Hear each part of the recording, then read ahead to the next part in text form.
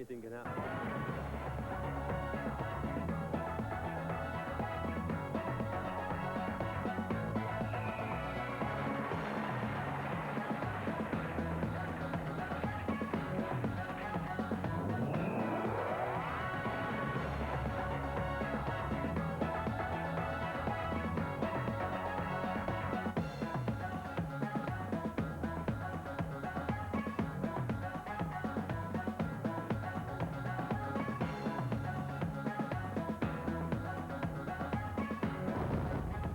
This vast expanse of land and water is the Bexebergen Safari and Leisure Park. Hello there and welcome. We're about an hour and a half away from Amsterdam near the Belgium border. The Dutch are hosting this year's Run the Gauntlet. Yes, this is the show which separates the men from the boys. 4 international teams displaying their skills and physical endurance over 6 gruelling events, both on land and on water. They're all supremely fit, the best in their own fields, but even they're going to find the events punishing on Run the Gauntlet. Each of the 4 teams taking part in the contest are made up of experts from the world of skydiving, motocross, jet skiing and powerboating, quad bike racing and off-road buggy racing. The contestants will need all the stamina they can muster for the variety of tests of machine skills and endurance. Here's Peter Brackley for a rundown of the team colours. Thanks, Alison, and here they are, the United States of America in yellow, the Australian team in green, the host nation, the Netherlands, in blue, and Great Britain wearing red. Our first event is Liftoff, a 3-stage relay starting in the air with skydivers, handing over to quad racers, and on to the last section, 250cc motocross bikes, through to an exploding finish. Let's take a look then at some of the main competitors. This is 19-year-old Matthew Coulter from the Barrier Reef coast of Australia, a quad stuntman who specialises in record-breaking jumps on this 4-wheel off-roadster. His great rival in the quad racing world is 23-year-old Richard Cole from Middlesbrough in England, also a fell runner, motocross and squash fanatic, one of the fittest men ever to take part in Run the Gauntlet. A prime contender for the Dutch team is 29-year-old Gerard Jimming, the national enduro champion who loves racing anything on wheels. And for the United States, 27-year-old Steve Fenton from California, in his own country, a top stadium racer.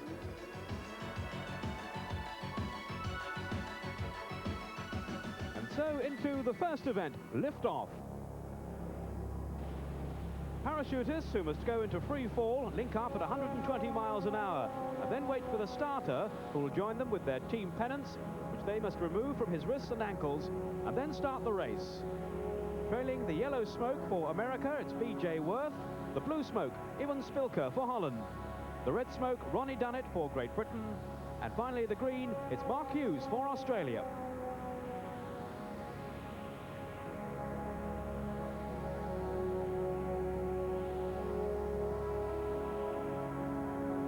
Fantastic view there of the target area by the lake at the Bexebergen Adventure Park here in Holland. And here comes the starter. At 6,000 feet, the paras close in on him, take a grip on their respective start banners, and when they all have their flags, the race is on. And they're away. It's incredible to see these guys manoeuvring like this at terminal velocity as they dive away and open their chutes and start their spiral into the handover to the awaiting quad racers. That's Iwan Spilker for Holland and B.J. Worth of America jostling for position. Less than 100 feet now to the touchdown. And first down will be Ronnie Dunnett for Great Britain, closely followed by Mark Hughes for Australia, B.J. Worth for the United States, and in 4th place, Iwan Spilker for Holland. And there are the race quads on the line waiting to be tagged. The paras have to run over the sandbank. And at the line first, it's Mark Hughes for Australia. The Dutch team will be away second, Great Britain third, and the USA in 4th place. And into Beach Bend, it's Matt Coulter, all 6'4" of him, really flying at the moment. Richard Cole for Great Britain closing on him. Steve Fenton for the United States, and Gert van der Valk for Holland back in 4th place. over the camel hops and into the deep sand. Heading up over the climb, positions unchanged, but Cole closing on the Australian front runner. Oh, but Fenton for America is in trouble. He's caught in the sand trap and Van der Vault pips him on the hilltop and goes through into third place. As we expected, it's going to be a real grudge match between the Australian and British riders. Coulter and Cole, great rivals in the world of international quad racing.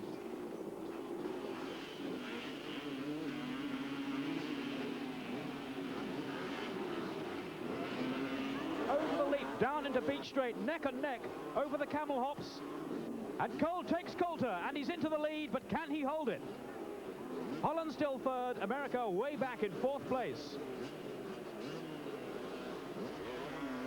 And these men are riding highly tuned 250cc off-road race quad bikes. On the long track, these machines are capable of 110 miles an hour. Well, Cole now is really making sure of his lead as they come down into the bottom bend, and they'll be heading for the changeover to the motorcycles. Into the pit change, Cole goes for a two-wheel slide and goes into the bay. And the bikes are off. The British riders with a 30-yard lead over the Australians. And it's Noddings and Malin for Great Britain way out in front. The Dutch are finally away, so it's Great Britain in the lead, Australia second, USA third, and Holland fourth. Heading up the hill, the Australians are closing fast on the British. Can they close the gap?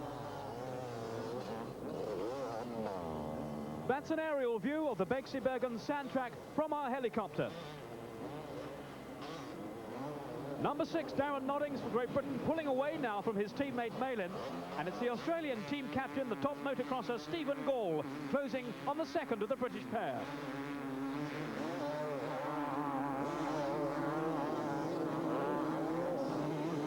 But Noddings increasing his lead, pulling away up the hill now. Gall and Style for Australia are going to have to move some to make any ground on the British pair.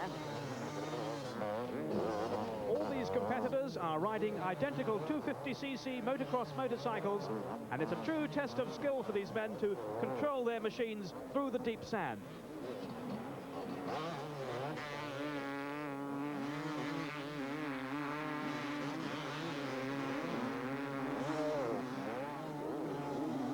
And it's into the last lap now. The Australians have dropped back a bit in the sand trap, so it looks like it's going to be a 1-2 for Great Britain. Coming round the bend now, the Australian pair, Gall and Style. The Dutch in third position, Gerard Jimmink and Eric Verhoff. And at the back of the pack, the Americans, Andrew Buck and Stephen George. But in the lead, firmly, the two British teenagers, the two Darrens, Noddings and Malin, whose skills are well above their years, ensuring them a great future in off-road motorsports. At the finish, it's Great Britain first. Darren Noddings, followed by Malin, his teammate. Australia are second, Stephen Gall and Vaughan Style. The Dutch through into third position, and the Americans, who faded out in the quad section of this relay, they'll have to settle for fourth place.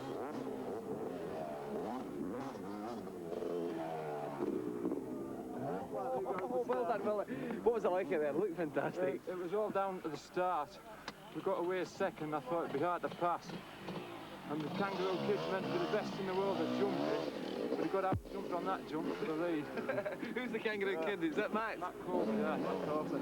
Darren? It's great out there. We just got in front and just had to keep going, didn't we, son? That's right. Team tactics. Just went straight out there, and team tactics only got us where we were. Yeah. Oh, We've brilliant. at last. We've won We're one. due that. First of many. Athletes as well. Whoa.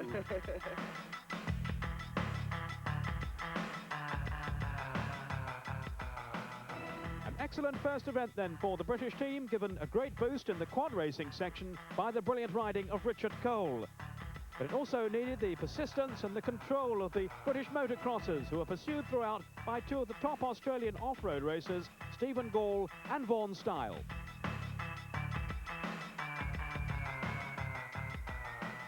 That means that Great Britain are off to a flying start with 10 points. Australia second with 8.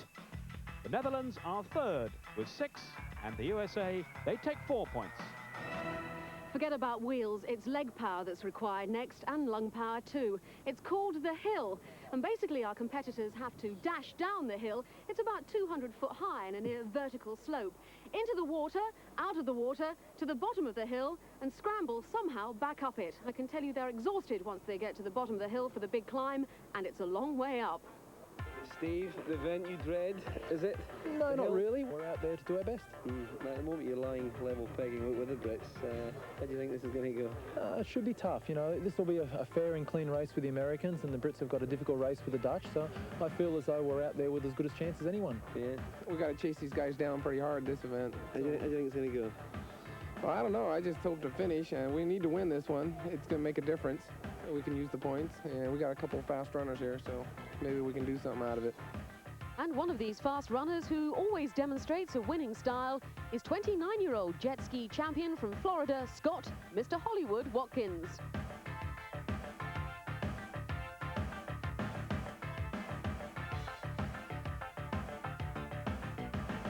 Another fit man from the Australian team is 27-year-old jet ski, motocross and kart champion Mark Nelson.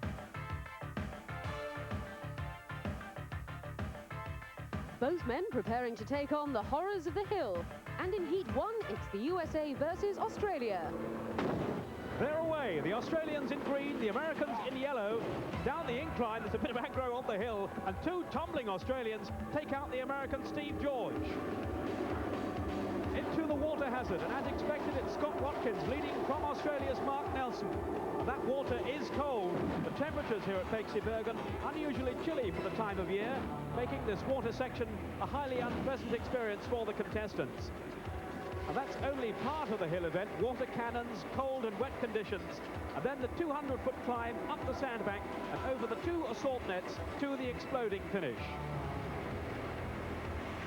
And heading to the bottom of the first net and the start of the climb, America's Scott Watkins is being overhauled there by the Australian Mark Nelson, but they're making the front running, the rest of the field strung out a bit. And the American back markers there still struggling through the water. Australia's Matt Coulter and Vaughan Starr looking a little bit tired there, no doubt worn out by their exertions in the first event and their tumble on the start of this one.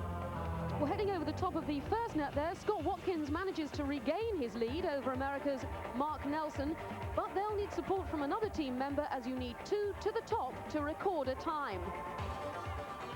On the second net, Larry Rippenkruger, the champion jet skier, is now alongside his American teammate Scott Watkins. Andrew Buck there too, but Mark Nelson putting on the power, and it looks as if he's going to be there first for Australia.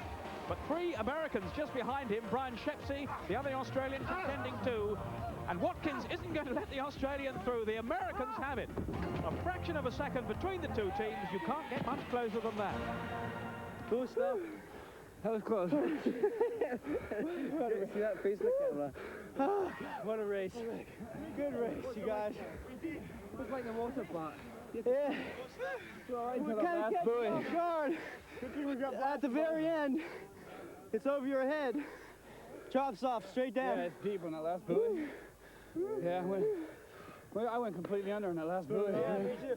Takes a lot. That takes more out of you than anything else when you're underwater like that. Yeah. Matt, what was that like? That was incredible.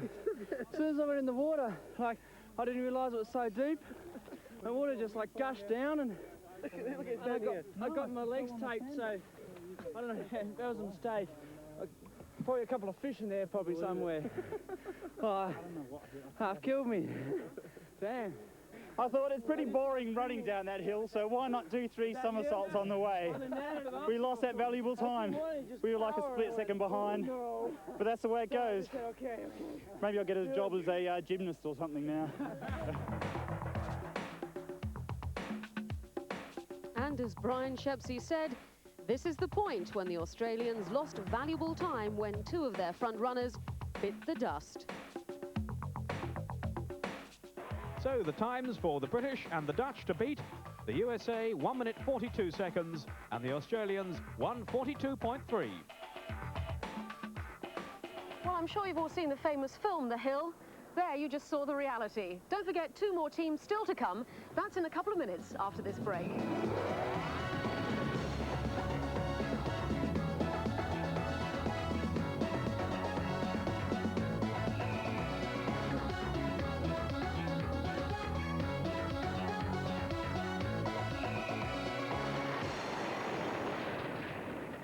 Welcome back. I tell you, there's plenty more exciting events coming up. Get a load of this one. In this event, the 4 hovercrafts do 2 laps of the lake. We come in, we beach the hovercrafts, and we run up to our Odysseys, which do 3 laps, and we're going to win. And running in double trouble with the British team captain Steve Moore is Dutch parachuting champion Ewan Spilker, also a dab hand at the hovercraft. The American hover driver will be handing over to their team captain, off-road race champion John Schultz, seen here in high-flying explosive action with BJ Worth. And driving the Australian off-road race buggy is team captain Stephen Gall, seen here demonstrating his all-round motor racing skills.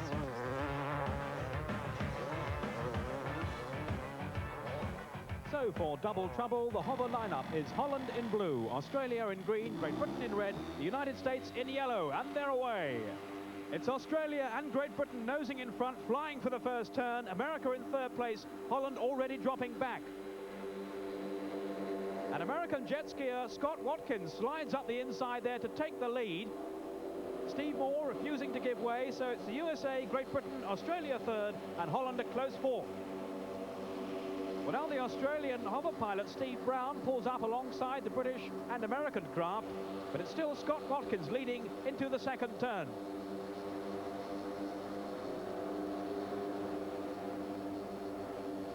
Moore for Britain goes wide and loses his position to Brown for Australia.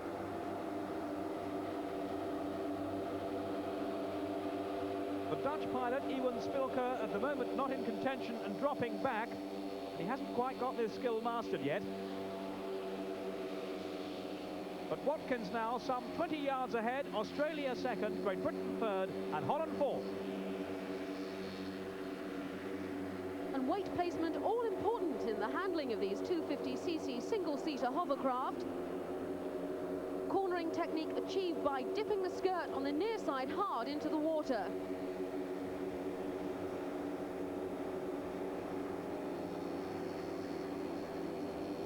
So now it's a race for the beach and the changeover to the single-seater off-road race cars.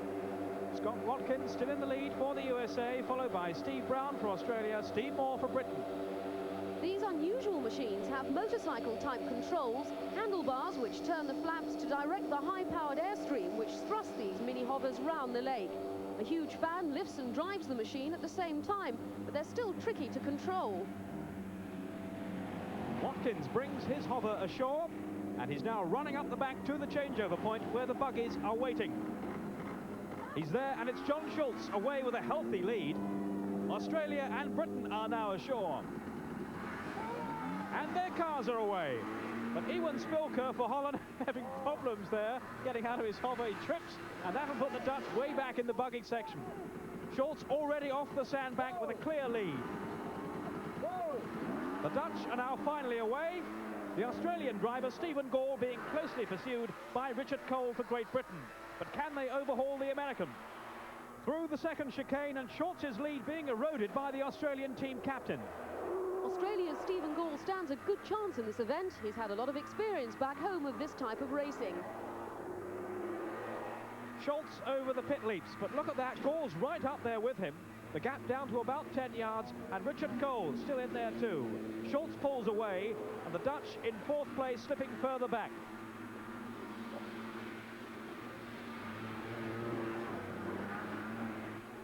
Schultz along the beach straight, heading for the camel hops, and Gall is catching up again. Cole for Great Britain also making a good showing here in the buggy section. Down the sandbank onto the road, it's America leading from Australia, Great Britain and Holland.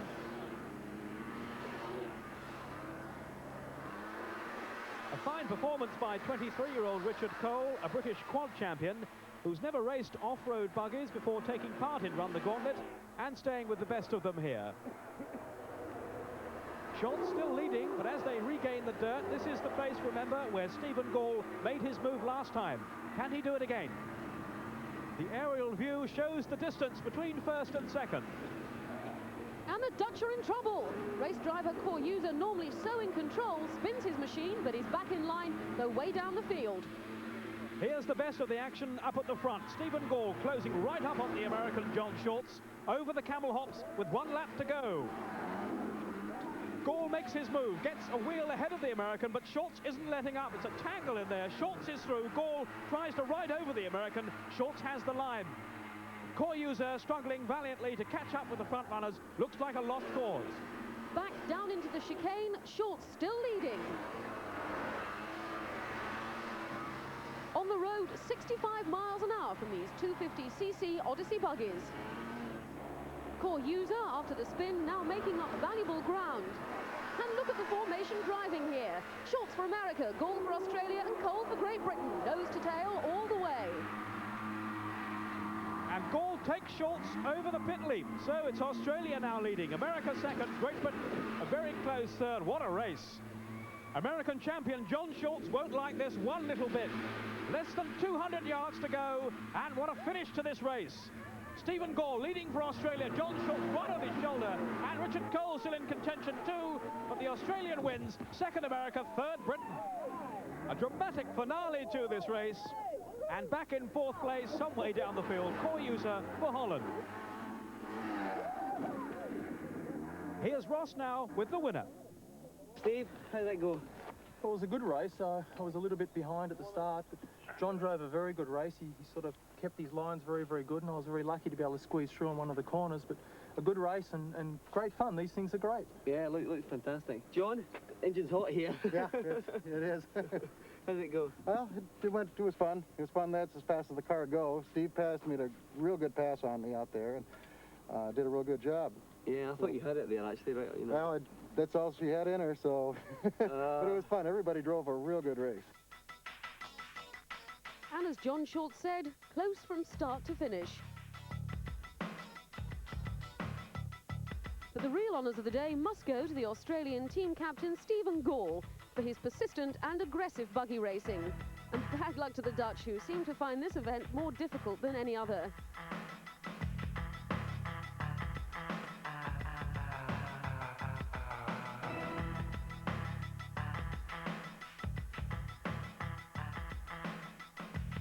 And an unhappy experience for American off-road race champion John Schultz, who didn't get a moment's peace from the very determined Stephen Gall. And that gives the Australians 10 points for a first, USA take 8 points, Great Britain 6, and the Netherlands 4 points.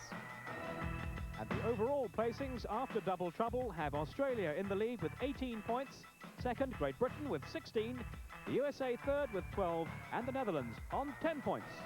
Right, time to return to the hill, and I bet our two teams wish they had one of these to help them get to the top of it. It's Great Britain against the Netherlands, the host country, and if they don't know the terrain by now, then no one does. Okay guys, you know what to do. Not only beat the English, but make a fast time. We have to beat the Americans and the Australians. So just go as fast as possible. Be the first at the water, and of course be the first up. Okay, we do our best. Let's make sure we're first to the top. Yeah. Good luck. All right. Yeah. And the leading contender will be the British motocross expert, 18-year-old Darren Noddings from Cleveland in the north of England. This man enjoys the pedal power of mountain biking just as much as engine power, and he's as fit as they come. And here's another fit man who got it slightly wrong in the last event, Core User, the 31-year-old car racing champion, hoping to go into Formula One next year. It's the second heat of the hill. Great Britain in red against Holland in blue. They're running down the steep sandy slope neck and neck, but over the lip heading towards the water, it's Holland's Core User just ahead of his teammate Noel Bicker. Darren Noddings in third place for Great Britain. Into the deep water, the power hose is hitting them hard, and in this section they have to make the decision whether to swim or to wade. A little Core User there crawling fast through the chilly lake. There's some thrashing about in the water, and the Dutch are holding the British back, and it's Core User and Noel Bicker still ahead, out of the water and running up the sandbank. World water ski champion Steve Moore following them up towards the first net. Darren Noddings has dropped back a bit, but he's still there in the leading four. The rest of the field spreading out a bit. Well, come coming onto the first net, and the Dutch are ahead there, and motocrosser Gerard Jimming coming through, backing up his teammates Yusa and Bicker. And here you can see the angle and height of the hill, a punishing challenge. These Dutchmen are fit and fast though, but I'm sure the British team won't let them have it all their own way. So on towards the second net and the near vertical sand climb leading to the final assault.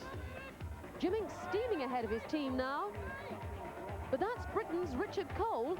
He's coming through, proving once again that fell running pays off in such an arduous event. Each team, remember, need 2 men to the top. Jimming for Holland looks like he's going over the net first. But how quickly will one of his teammates join him?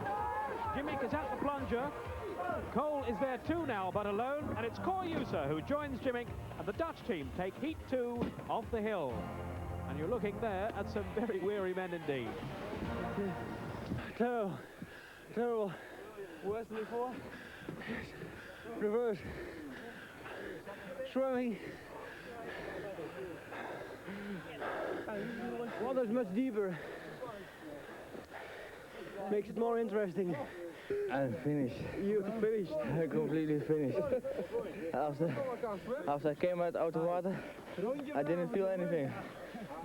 It was hard. I had a Dutchman on me back in the water and you can't do it. But that's one that is like the easy part. I still think the hardest bit is coming off of that platform and running up this dirt to this net. Steeper. Because it's just too far and you've got no momentum to get you up the hill. You push and nothing happens. It was close though. I mean, yeah, no, we nearly did it. Yeah.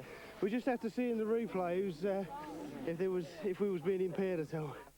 So the Netherlands record a time of 1 minute and 44 seconds, Great Britain 1 minute 47. So the judges decided there was no impairing or reason for a penalty. Well, let's just take a quick look back to see whether it really was a fair battle. In our view, there did appear to be some suspect tactics employed by the Dutch.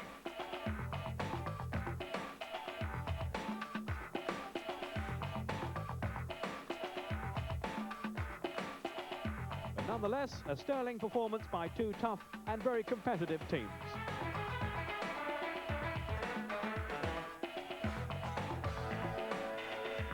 Overall, though, neither of them quite fast enough to match the excellent times achieved by the Americans and the Australians in Heat 1. That means the USA take 10 points, Australia 8. The Netherlands 6 and Great Britain 4. This allows the Australians to improve their overall lead to 26 points, ahead of the United States with 22, Great Britain just 2 points behind on 20, but the Netherlands drop way back to 16. This is the lake lineup for the start of the individual hydro disc race. And look at that start for Holland. That's Michael Verserker way out ahead, flinging his water frisbee through the first turn. On his tail, American jet ski champion Larry Rippenkruger, Great Britain's Steve Moore in 3rd place, and Australian Mark Hughes back in 4th. The leader, 21-year-old Michael Verserker, clearly recovered from his endeavours on the hill climb. He's a racing and kart driver and was a recent runner-up in the Hong Kong Kart Prix. These hydro discs really are most impressive. A top speed of 40 miles an hour and no steering control. It's all about body weight. And there's Verserker hanging out on a wide pass slide. Rippenkruger for America in 2nd place, taking a tight line.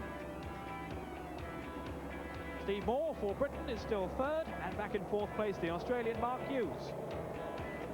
Verserker and Rippenkruger leading right over to take the Long Beach Bend. These hydro discs with their 35 horsepower engines.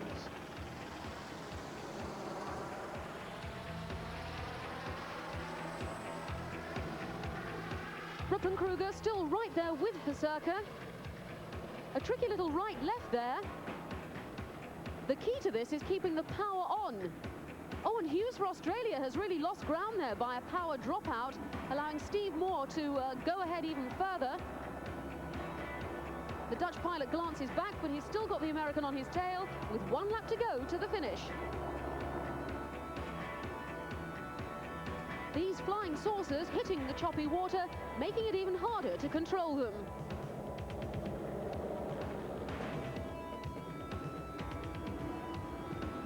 Flat out now to the top turn, and this time Rippenkruger has his line perfectly planned. Berserker for Holland loses it, and Rippenkruger goes through into first position. Can he hold it through the turns without losing power? Back markers, more for Great Britain, and Hughes for Australia, not making up any ground on the two leaders. Now Rippenkruger loses power for a few moments, but retrieves it before the Dutchman can take advantage. Berserker's gone wide. He hangs forward now to get that power down into the water, but Rippenkruger looks as if he's got the right line again. And that's how it finishes. Rippenkruger wins for the United States. Holland in second place, Berserker bouncing through. Behind them, finishing third, Steve Moore, the Great Britain captain. And back in fourth place, not really at home on the water frisbee, the parachutist from Australia, Mark Hughes, flapping through now towards the finish.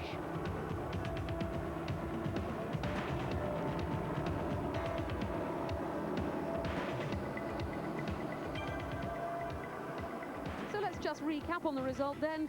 United States first, Holland second, Great Britain third, and Australia fourth in the individual hydro disc event.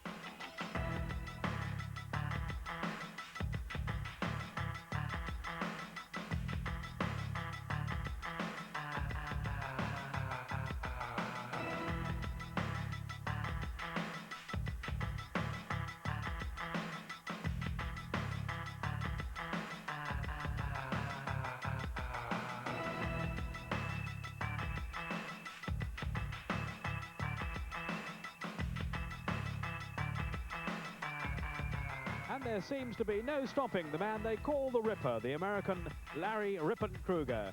This man can handle anything on water, from jet skis to powerboats, right through to these novel water toys. Well, Betsy Bergen is known for a great day out, and we're not letting them down. Our competitors now step up a gear as we go into a thrilling climax. See you in a minute.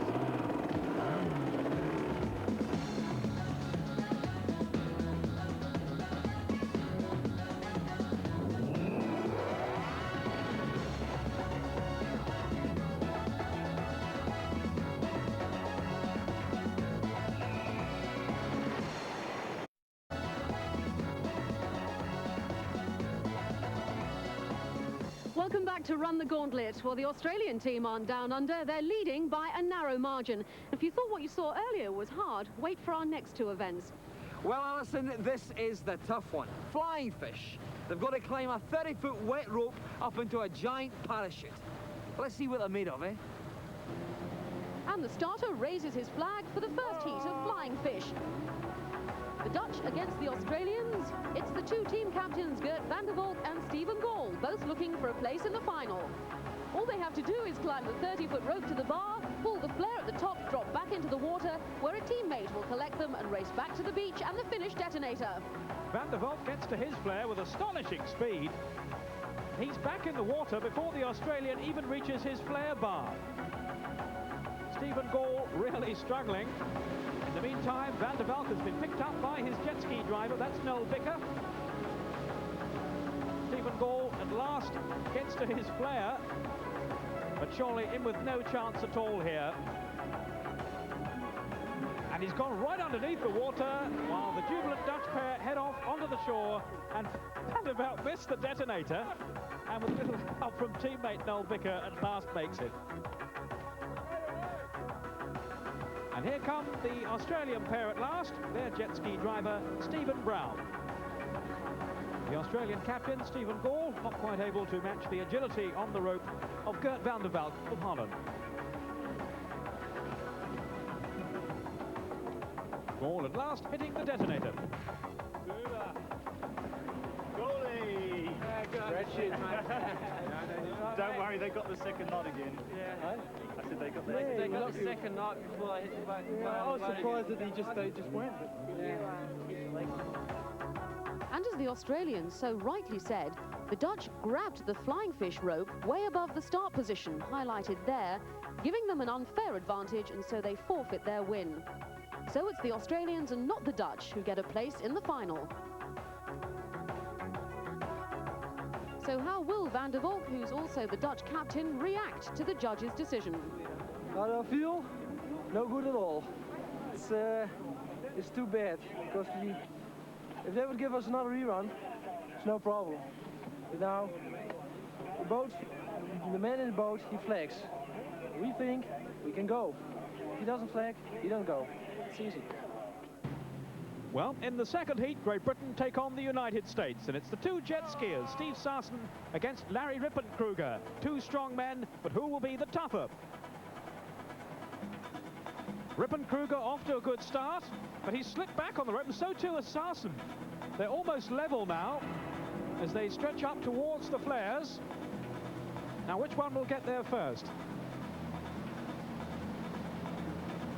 It's Rippenkruger, only just though. He's now back in the water, waiting to be picked up by his jet ski driver. Steve Sarsen only just making it now, so he's lost a bit of ground there. He's at last in the water to be collected by Darren Malin. And the Americans powering off towards a comfortable victory.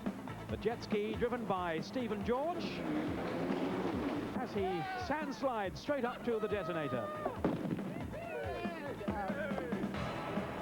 Good job, good job, good job.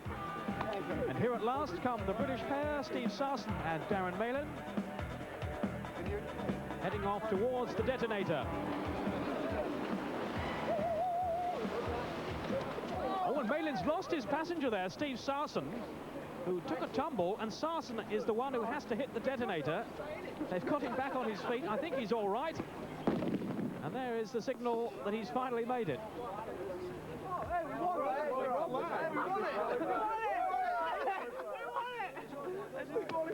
What a thing to say! What a wipe out there! You won it with a broken elbow, mate. You all right? Well, indeed they did win it, because the Americans have been penalised for the same offence as the Dutch, getting an unfair advantage on the rope climb.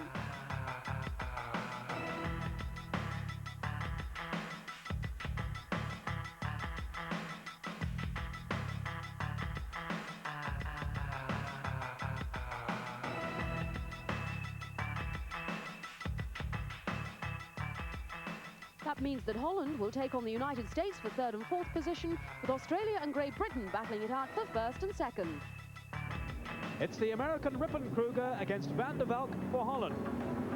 This time no penalties, as they both make sure they set off correctly. Van der Valk, a slow start from him. Rippenkruger, though, losing his grip on the wet rope.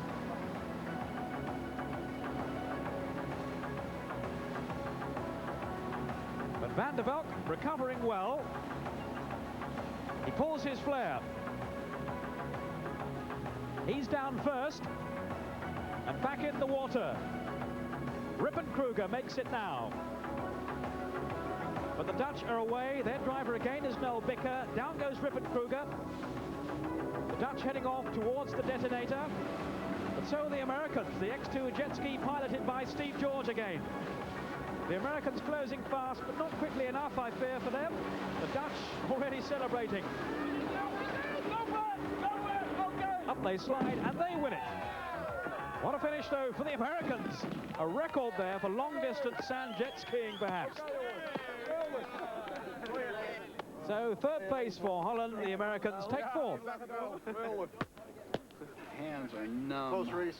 Yeah. Real close. That thing, when the other climber lets loose, it just Sends you right up. It's rocket an ship acceleration ride. Yeah. going up, man. Yeah. Who's going to take the 10 points then, with Great Britain against Australia in the final? Again, a clean start as Stephen Gall for Australia and Steve Sarsen for Great Britain starts their climb. And this looking to be a close one. 30 foot, remember, up those slippery, wet ropes. It requires a lot of strength and a lot of coordination. But both slowing down towards the top. Oh, and the Australian slips a foot or so. Yes, Steve Sarsen pulling ahead slightly now. Sarsen is there first, but he's not pulled his flare. And as the towboat takes the turn, the parachute drops slightly, with both men now hitting the water, and Sarsen's off, not having managed to get to his flare. Well, that is a setback. He doesn't seem to care anyway, and he's racing off to the finish regardless. The Australians still struggling, but Sarsen is now ashore. And with time to explain to his teammates what happened. Meantime, Stephen Gall finally gets to his flare. And he's now back in the water. His determination has paid off. And as the repercussions go on among the British team, the mistake by Steve Sarsen has presented the Australians with a victory. And as they come in, good sportsmanship shown there by the British team to acknowledge the Australians' persistence.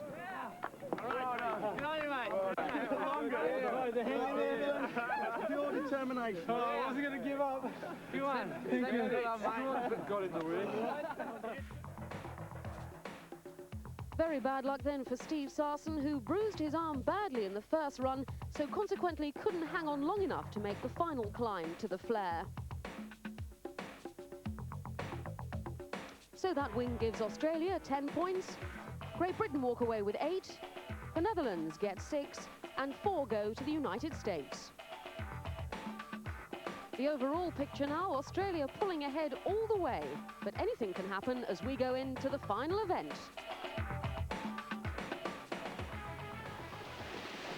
Hey, wasn't that fantastic, eh? Flying fish. Now it's one of my favourites, Storm the Castle. And leading the American assault, one of the featured competitors, jet ski champion Larry Rippenkruger, who at this moment I'm sure would prefer to be in the warm waters of the Florida Keys than in the grey waters here at Beekse-Bergen.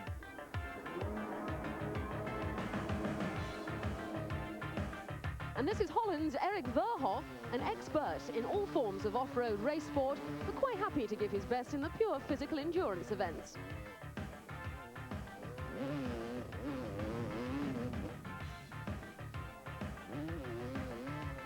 This is British jet skier Steve Sarsen. Bad luck for him in the flying fish final. Let's see what he can do on his jet ski in the next event.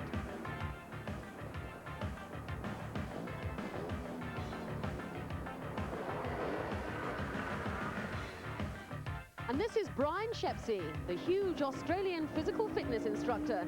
At 6'4", always in front of the pack.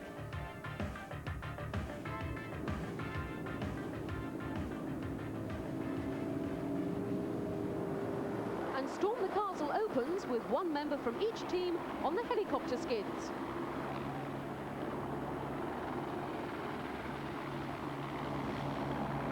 At the start signal, they jump into the water.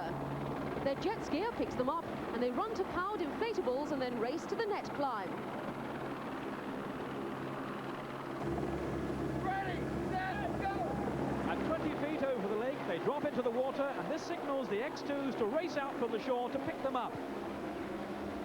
They've collected their divers, and the jet skiers are away. It's America off first, but Great Britain power past, heading up towards the first turn.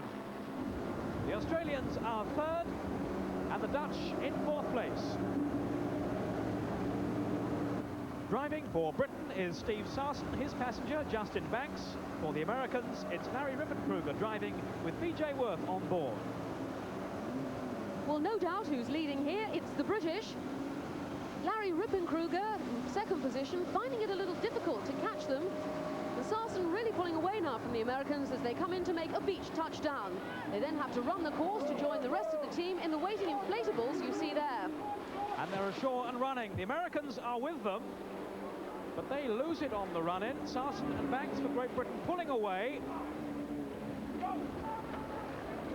The Australians ashore now, closely followed by the Dutch, but a big gap developing between the leading teams and the back markers.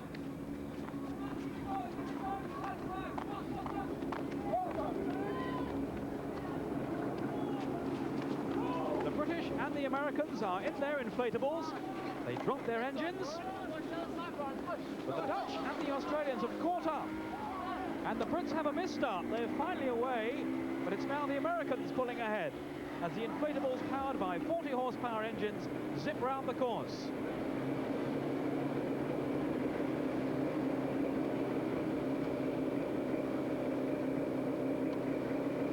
The teams keep their weight low and forward to stabilise the boats. Now that's a view from the British boat.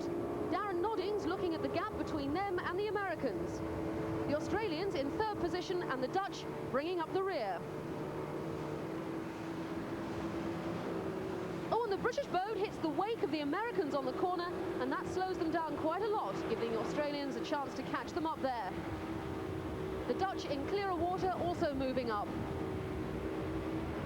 40 miles an hour down the back straight, the Australians right on the tail of the British, the Americans well out in front.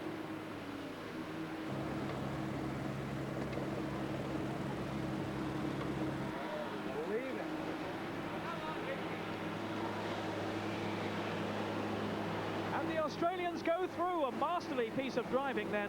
They go ahead of the British, the Dutch are alongside and heading for the pontoon and the swim to the bridge. It's the Americans in first with a huge lead. Through the water hazard and heading for the net, it's jet skiers Watkins and Rippenkruger. The Australians come in, but the British dive up on the inside of their bay. They waste no time getting into the water. Brilliant tactics there by Richard Cole. The Australians are there, struggling through the water hazard with the rest of the British team heading after them. And all the teams, remember, need 2 men to finish. But it looks like the Americans have it. All 4 teams on the net now, and it's going to be close. But it's Watkins for the United States there first, waiting for Rippenkruger to hit that finish plunger. And that's Richard Cole waiting for his teammate now. The Australian and Dutch leaders on the bridge too. Well, Rippenkruger seems to be stuck in the net. And it's Darren Noddings for Great Britain, and the British team get it. What a superb win for them.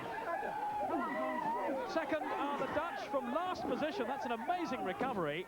Watkins pulling as hard as he can. The Americans make it now for 3rd place. And Brian Shepsey giving Mark Nelson a helping hand there. Come on. Come on, mate. As Australia come in to take 4th position.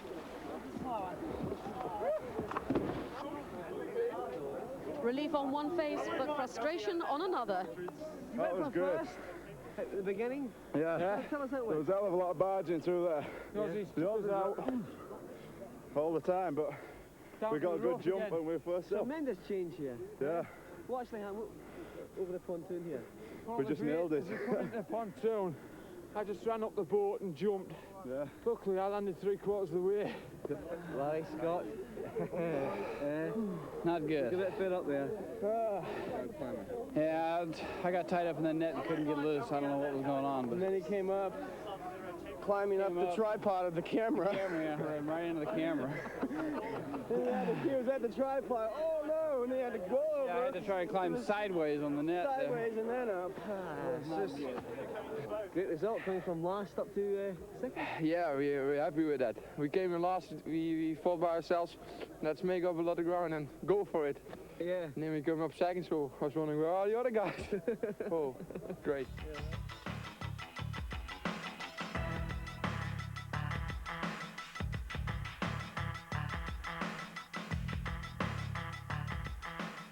So after 5 demanding events, the team still had enough energy to put on a final spurt in Storm the Castle. The Americans losing their massive lead to the British and the Dutch. So then the scores: Great Britain with a great win take 10 points. The Netherlands in 2nd place with 8. The USA are 3rd with 6. And Australia an uncharacteristic 4th with 4. So the overall winner is Australia with 40 points. Great Britain so near on 38. 3rd, the United States with 32, and Netherlands 4th. Well, I must admit the most outstanding feature of the show has been the great camaraderie amongst the teams. But the winner of the Mitsubishi Shogun Trophy is Australia!